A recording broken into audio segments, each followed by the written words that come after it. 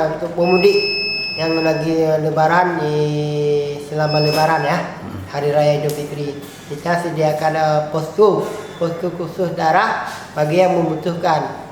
Kami ini dari kumpulan komunitas darah di Aceh Barat, dari kawan-kawan mahasiswa, polisi, TNI. Ini berapa darah udah terkumpul, udah terdonor? Selama 10 hari ini kita sudah mendonorkan darah dari kawan-kawan yang mendonorkan sebanyak 90 kantong. Berbagai golongan darah ya. Ya, ini sebagai sampai kapan rencana akan berlanjut nih kegiatan seperti ini?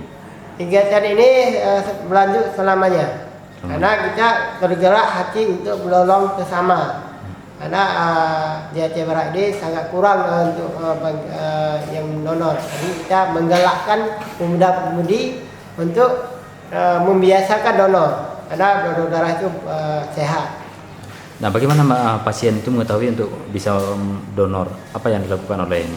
Apakah mereka kawan akan door to door ke tempat ini atau memang menyediakan brosur atau seperti apa? Kami memang sudah sediakan HP di rumah sakit. Jadi bagi siapa yang membutuhkan darah, seorang keluarga pasien melihat daftar nomor HP, lalu menghubungi kami. Kebetulan malam ini ada seorang pemudik yang kebetulan hamil, melahirkan meninggal anaknya. Jadi membutuhkan darah secepat mungkin, emergensi.